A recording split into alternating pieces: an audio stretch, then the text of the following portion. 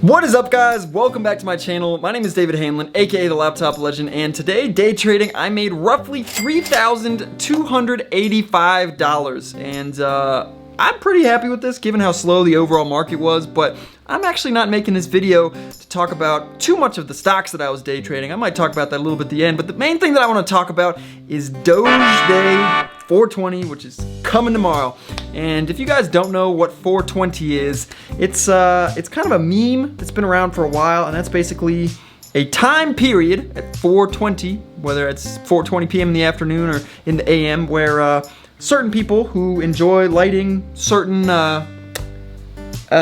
plants on fire and putting that inside their lungs, they do that at that time. And then 420 has typically been the biggest, day for those type of people. If you're not picking up what I'm putting down, just Google 420 if you don't know what it is, but probably most of you know what that is. And for whatever reason, because it's kind of been a meme for a long time running, Dogecoin, which is the king of all memes, has basically adopted that day. And I really don't know what it has to do with Doge. Honestly, you would think smoking and Dogecoin have nothing to do with each other, but for whatever reason, tomorrow has been dubbed Doge Day. And 420, April 20th is Doge Day, and there has been a lot, I mean a lot of hype on social media behind this Doge Day. So I just want to talk about my predictions and what I think my game plan is going to be going forward.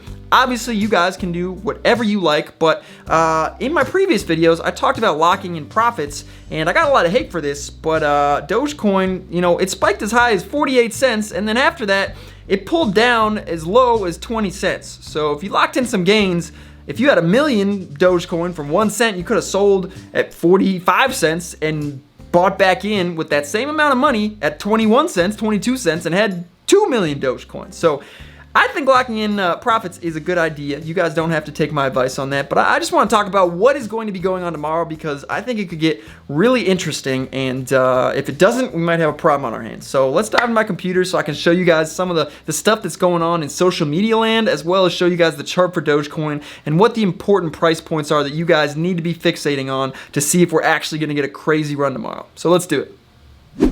Also, remember to smash that like button and subscribe if you want to learn more about stocks, because I make videos about that every single day. Or check out the link for the Discord in the description, because I'm live there calling out every single trade that I make throughout the day. So pretty helpful if you are a newbie. All right, let's get into it.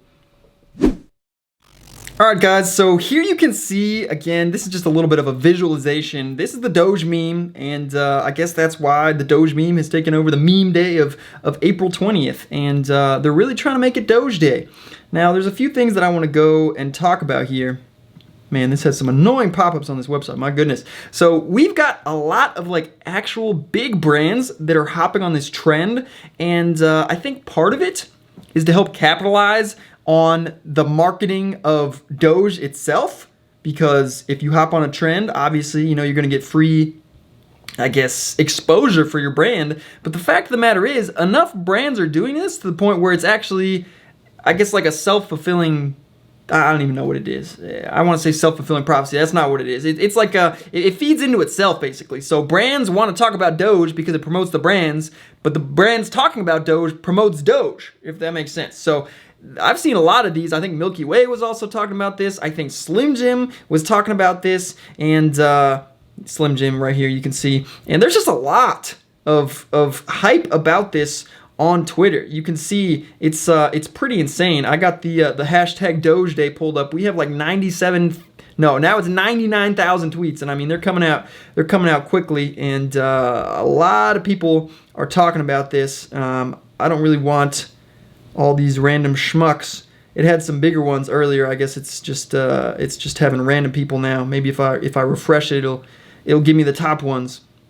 Yeah, so you can see some companies are considering accepting Dogecoin as a payment option, and basically this is just free promotion for them. People are just hopping on this because it's a smart business practice. You can see, new to us, we sell everything PC, tech, automotive, and more. Go check out our website, but retweet this if you want us to accept it. I mean, I I'd be surprised if they actually do it. Maybe they do it just so they can do a press release and get more exposure for their brand. But honestly, I think it's pretty smart. And there's a lot of people, a lot of companies, a lot of hype about this, man. And there's just a lot going on. And this is the Doge, and you can see the particular plant there. I don't want to speak about it for the YouTube algorithm's sake, but you can see, man, it's gonna get exciting. I really do think that that's gonna happen. But there's a couple things, you got to talk about. So I did not realize this. I really did not know this, but you can see.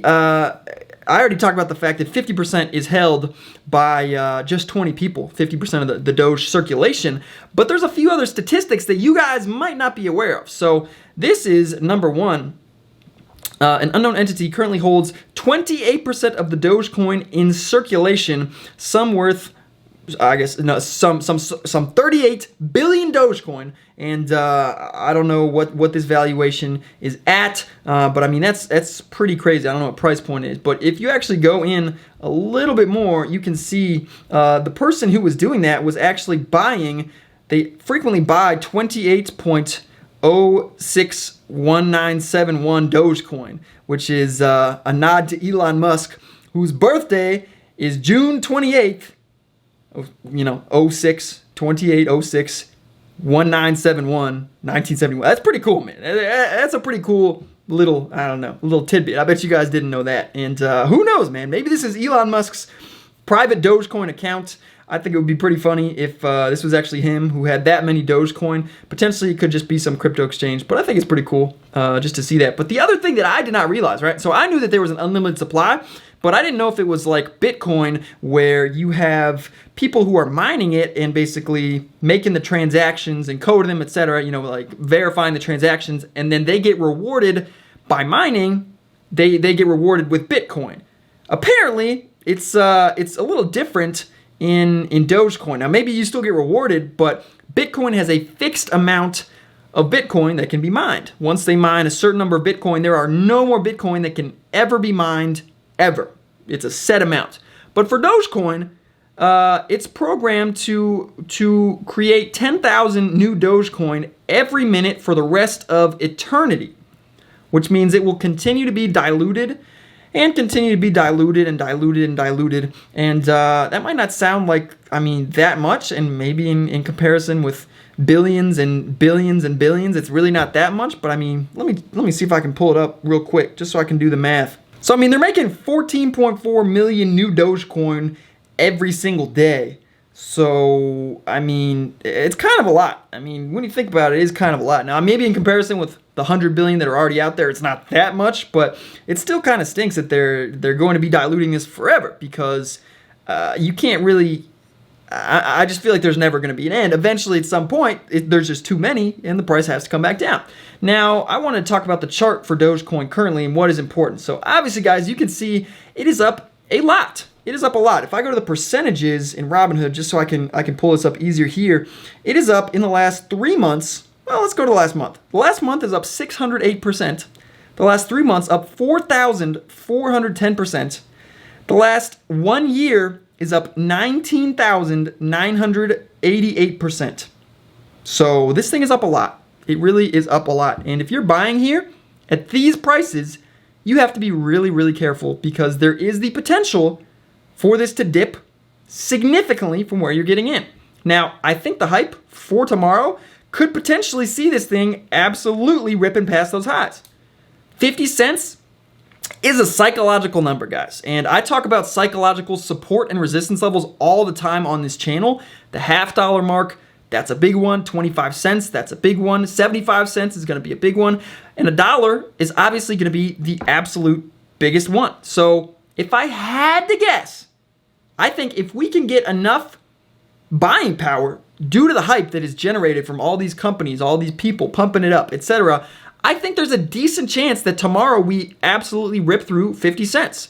Now, could it fail? Sure, it definitely could still fail. But I think there's a decent chance that tomorrow we rip through 50 cents.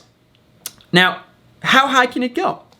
Well, I think it can easily go to about right under $1.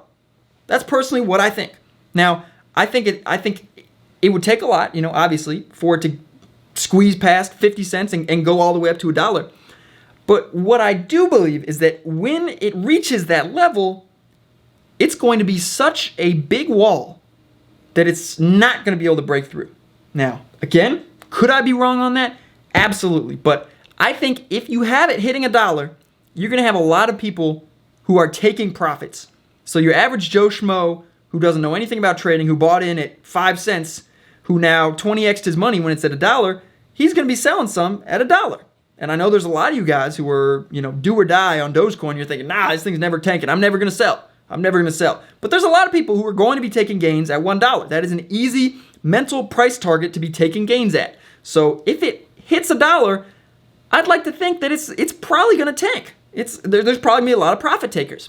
Now, this is kind of the game where it's like, imagine you're selling something. You are selling a hot dog to one person at a baseball stadium. There's only one person in a baseball stadium. You are trying to sell a hot dog, but there's 50 other hot dog vendors.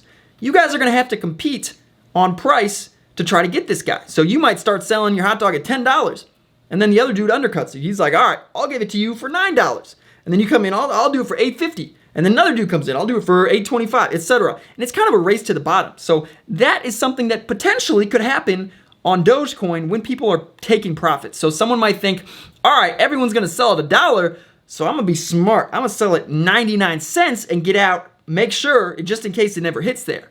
But then someone else is thinking, all right, well, if they're going to sell at 99 cents, I'm going to sell at 98 cents. And someone else is thinking, all right, if they're going to sell at 98 cents, I'm going to sell at 97 cents. So obviously, this doesn't go down to zero, but I think potentially it has a pretty good chance, if it breaks above 50 cents, of bouncing somewhere in maybe the 80s or the 90s and then coming back down. So I personally don't expect it to break and hold over $1 tomorrow. I don't expect that to happen. Could I be proved wrong? Absolutely. But I think it's pretty unlikely that it happens, given that that's a big profit-taking area for pretty much everyone who's bought in at these way cheaper prices.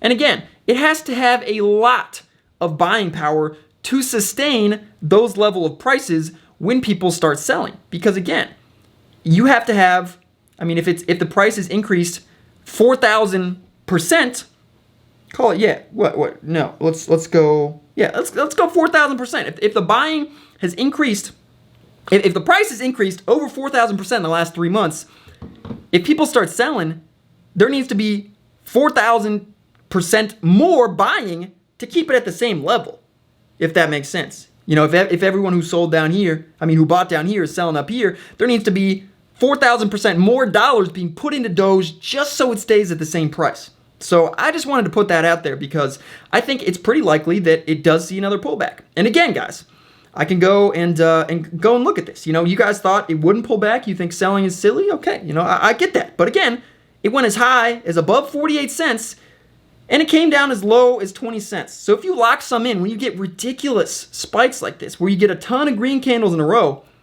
you're more often than not going to be able to buy back in cheaper. So again, if you believe in Doge and think it's going $10 long term, which I think is unlikely, feel free to sell some when it starts, getting up there, when it gets a ton of green candles, when it squeezes like this, so that you can dip buy some and, have more Doge for the future, if that's what you want. And I also just wanted to give you guys a reminder. So you can see here, this is the chart for GameStop, guys. This is the chart for GameStop. And there were a lot of people who thought that GameStop would never come down. There were a lot of people who bought GameStop under $20. They bought it at $10. They bought it at $13, $14, whatever. And it went all the way up to $483. And they locked nothing in. They locked absolutely nothing in. And it came all the way back down. Did it bounce again? Yeah. Did it ever make it above those highs? No. So I'm not saying Doge is going to follow the same pattern, but the more exponential you go up, the more quickly you start rising. And again, this chart has gone straight up. The more this happens, the harder it's going to pull back. And I know some of you guys don't want to hear that, and that's totally fine. You don't have to believe me. You don't have to lock anything in. It's totally fine. I get that. There's people who want to hold and don't think it's going to pull back at all. That's fine. You don't have to listen to me. But I'm sure my message will reach some people. And that's all I want to do. So my goal is to see this break past that 50 cent mark. I think you could buy the breakout of 50 cents. Or you could get in on some mini dips in here. You know, if you ever get any nice dips, I know hindsight's 2020, but whenever you get a couple red candles, it's always a better entry. But if it breaks out past 50 cents, I think it's going to be a pretty good breakout. And I think we could easily squeeze, you know, multiple 10-cent increments. So maybe we'll get up to 80, 90, $1. Who knows? But I personally don't expect it to stay at those levels. And I guess the last thing is, guys, when you have a lot of hype for something that causes the price to increase, once that catalyst is over, things that are up a lot typically sell off pretty darn hard. Now, I got an example for you. You know, if you guys watch my channel at all, you probably are familiar with Humble. And this stock, well, actually, let me go here. I think this is a pretty good example. So this stock, you know, let me go here. So this stock was pretty beaten down, man. This stock was pretty beaten down. I mean, it had 8 red days in a row. It had gone down a lot, and you can see it was as high as 772, and it got down pretty darn low. And they had, you know, this catalyst coming up. The CEO was going on CNBC to speak. And when that was announced, it caused the stock to spike pretty hard. And it went all the way from here. I got in at 266, and it went as high as right here, 350 it opened, and then right when he was on CNBC, it went as high as 357. But as soon as that catalyst was over, guys, look what happened. It absolutely sold off right here. I mean, literally an instant tank. And then it kept fading, and then it had some more panic today. And now it's down at 164. So this just goes to show that when you have something that increases hard because of a catalyst, once that catalyst is over, everyone just kind of sells. They kind of sell. So I'm not saying for sure this happens with Doge, but I think if there's a lot of hype behind Doge Day, 420, etc., people are super excited, and then Doge Day comes and it does break out, okay, great. I think people are going to take some gains. And if it doesn't break out, I think people are going to get a little bit spooked and probably start selling. So if it can't break 50 before then, I also think that's a pretty bad sign for an immediate spike through 50. Now, that's not to say this couldn't consolidate in the, I don't know, 20-cent range, whatever, for the next couple of months, like Dogecoin did the last time, you know, since February, and then end up breaking out past 50 cents and going a lot higher when it does that, you know, later on, maybe in the summer. I have no idea. But just be aware that when a catalyst is over, a lot of times there's a lot of selling. People like to buy the hype and sell the news. If the news here is Doge Day 420, once that's over, there's a decent chance that Dogecoin sells off pretty hard. And again, if you want to remember, just look at the GME chart, guys. I don't want any of you guys to get caught buying, you know, at the equivalent of at 450 on GME and then stuck holding the bag down 90% in your position. So Dogecoin has the potential to drop a lot. I'm not here to be a doomsday person. I think potentially it can get up towards $1 and maybe even higher than that long term if Elon keeps pushing it. I have no idea, but just be careful. That's all I want to make this video to say. So hopefully you find it helpful. If you made it to the end, that's pretty much it for this video, guys. I mean, I guess I can talk a tiny bit about what I shorted today. I mean, I shorted Humble because it had a nice breakdown, and it was not too difficult. I shorted the breakdown of 2. I shorted a little bit at open, and then I dip bought here. You know, it's just playing the charts like I always do, guys. ENZC also had some decent shorts. ENZC in some of these dips, but it was a little tricky, and it did squeeze into close. There was some good news, so hopefully that will continue to run tomorrow. That's definitely one to watch. RGBP, I made some good money shorting this one as well. RGBP. Good money on this one. Some nice shorts. SWRM. I shorted this one. MO. I shorted this one. And yeah, I mean that's pretty much all I was playing. I think that's pretty much it, guys. There might have been a couple other tickers, but those were the main ones. I guess TTCM. This was the last one. TTCM. This is one of those ones that spiked up middle of the day on some random news. I shorted here and I covered here on this red candle down here. I mean that's pretty much all I did. So. Yeah, that's it, guys. Hopefully you found this helpful. If you did and you haven't liked it yet, please like it. It means the world. I'll see you in the next one. I don't want to make this too long, so adios. Until then, let's grow better together. Preguntar, bebé, dime por qué te mientes. No puedes esconder todo lo que tú por mí sientes.